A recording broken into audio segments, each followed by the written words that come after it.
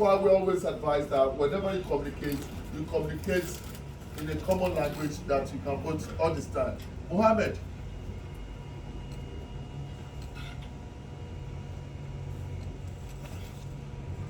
Effective communication is very vital.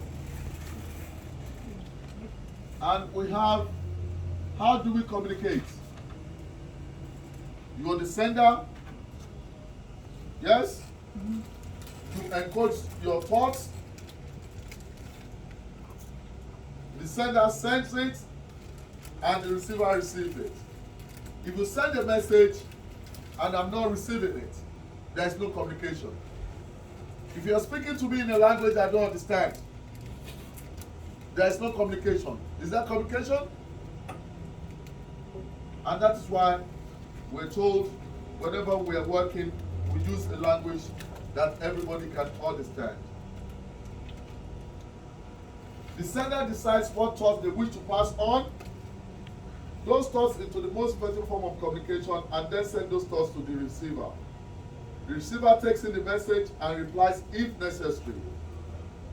Receiver and senders check understanding. At the end of the day, when the receiver responds, then you know they understand your message. If they cannot respond, that means there's no communication. The makeup of communication: the words, the tones, and the body language. The body language, they are non-verbal signals, and these communicate more of your action than what you say verbally. And that is why we always encourage or advise security operatives to always have a good body language, because your body language might mean something different, and you might not have the opportunity to express it verbally. Verbal communication is when you interact with another person using words and tones to convey your messages. The words you use are important, but so is the tone in which you use those words. Non-verbal communication is everything else that you do when you communicate with another person on a face-to-face basis. How you stand, what you are wearing, how close you are to the person, your eye contact, your facial expression, all this matters a lot. Your physical gesture, how do you use your hand? If I do use my hand this manner or this manner, they have different meaning. And if I do this, it has different meaning. So you need to put yourself, you need to put your body in a situation that it communicates, the message you are actually expecting to communicate. If you want to come in peace, let your body language display that. You cannot be folding your arms and you think the other person will see you as coming with a good gesture.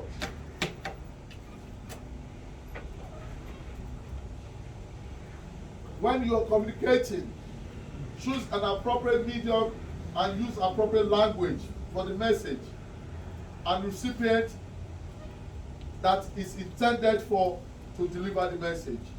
Yes? You use an appropriate medium, an appropriate language. We have people from different cultures with different languages. So don't assume that everybody can understand your own language. So when you're speaking, you speak in a clear language, speak English language, which everybody is expected to hear. If you're speaking your language and you're expecting other people to understand, there is no communication. And when there is communication, it will help to prevent misunderstanding. Because when you say something and I understand what you're saying, there's no issue of, I don't know what you're talking about. And it's always good to check that the other party understands what you're saying.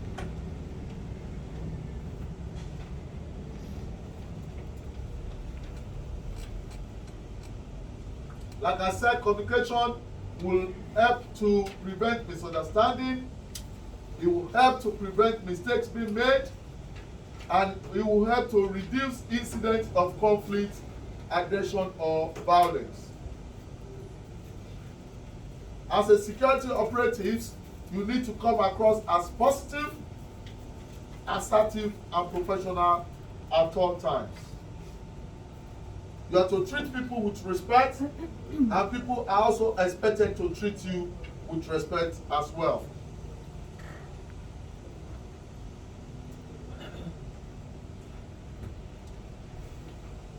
In a team, effective communication is very essential. Effective communication plays an important role on how you interact with your colleagues, your supervisor, and your managers. And you should treat members of staff and your colleagues with courtesy and respect. Treat them the way you would like to be treated.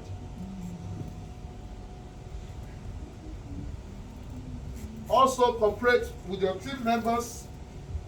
Encourage teamwork.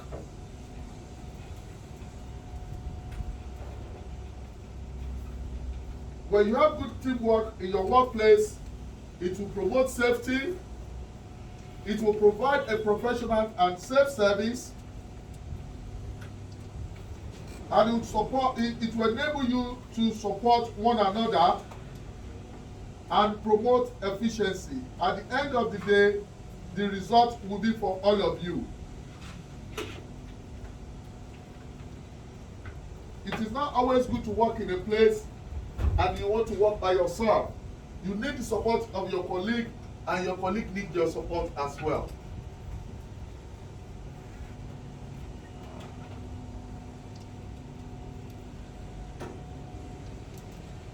All customers are different people, like I mentioned, with different needs and expectations. So people form their own personal values and they grow up with it. Security operatives need to take into account other people's values and try to choose the most appropriate and effective way of dealing with them. Customer with particular needs. Whenever we see people with physical disabilities, learning difficulties, sensory impairment, having difficulty speaking English, or they are under the influence of drinks and alcohol, we need to find a way to deal with them and communicate with them effectively. Remember, it is important to acknowledge and respect all individuals. When you're speaking, speak very slow so that people can understand you. Some people might have difficulty in understanding what you're saying when you're speaking too fast. And at any point in time, when you don't understand what the other party is saying, always make it known. I cannot understand what you're saying. Could you please repeat? Never assume this is what is meant. And one main role of a security operative in looking after people, how people are treated is very important. Customer care is all about delivering service and providing security to customers on a day-to-day basis. One of our particular role and duty is to always provide a duty of care to our colleagues and also to our customers. Duty of care is very essential. I can see some of you are sleeping now. Principle of customer service: you need to be professional with every customer. You need to be approachable. You need to communicate effectively. You need to acknowledge them. Concerning yourself with customers' needs, build a rapport. Treat customers as you would like them to treat you. Going out of your way to help customer, that's extra customer service. Yes? Mm-hmm. And leaving customer pleased with how you will have dealt with them. When you deal with your customer, let them leave the premises with a good impression of your company and of you as a security operative. It will encourage them to keep coming back, and they will relate to other people outside of the good customer service you have given to them. If you have treated them badly, they will have opportunity to tell as many people, and you don't know how many people those people will be telling about your bad service. But if you do good to them, treat them nicely, they will equally say it to other people, and people will be encouraged to come back again. Is that clear, guys? Mm-hmm.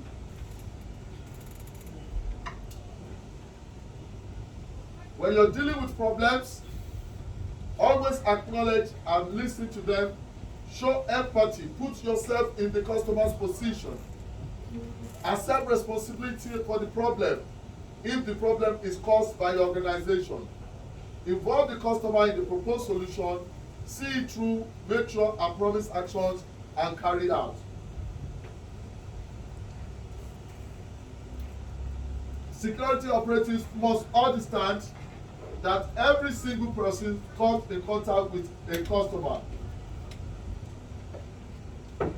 They come into contact with a customer. Security operatives provide customer service to both internal and external customers, either directly or indirectly. Every single person you come across in your workplace is a customer to your organization. So you need to treat them nicely. You need to leave them with good impression.